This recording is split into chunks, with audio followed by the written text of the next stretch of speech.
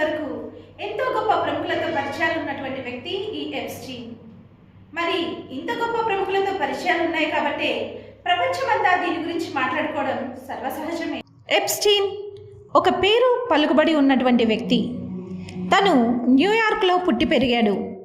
1970 Dalton స్కూల్లో work చేశాడు.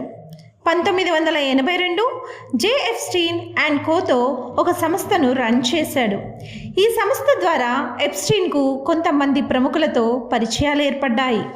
2005లో ఫ్లోరిడాలోని palm బీచ్లో ఉండేటువంటి ఎప్స్టీన్ నివాస గృహంలో 14 ఏళ్ల మైనర్ బాలికను లైంగికంగా వేధించాడని కేసు నమోదైంది.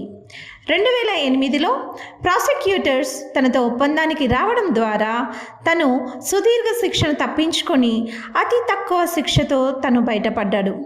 మళ్ళీ 11 సంవత్సరాల తర్వాత మైనర్ బాలికలతో ఒక అతిపెద్ద సెక్స్ రాకెట్ని నడుపుతున్నట్లు ఆరోపణలు వచ్చాయి.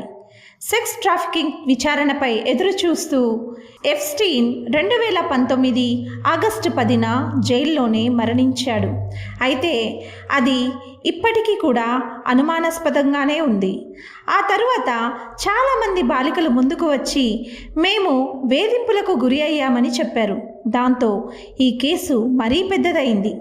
దీనికి సంబంధించిన సోదాలు విచారణలు చేపట్టారు పోలీసులు. అనేక వేల డాక్యుమెంట్స్, బాధితుల వాంగ్మూలం అన్నీ సేకరించారు.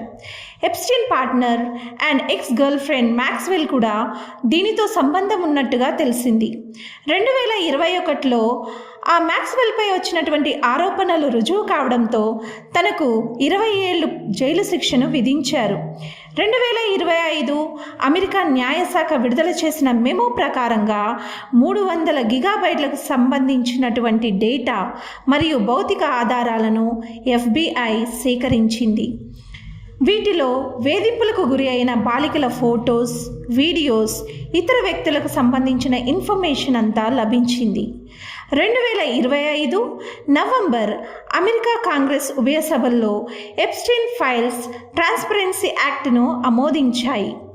తీవ్ర రాజకీయ అనంతరం ఆ దేశ అధ్యక్షుడు ట్రంప్ ఆ బిల్లుపై సంతకం చేశాడు.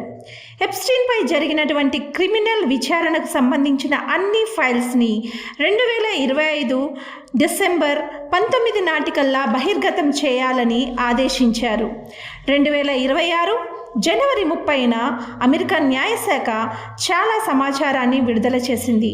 ఆ ఫైల్స్లో 30 లక్షలకు పైగా పేజీలు, 2000కు పైగా వీడియోసు, దాదాపు 1,80,000 ఫొటోస్ ఉన్నాయి.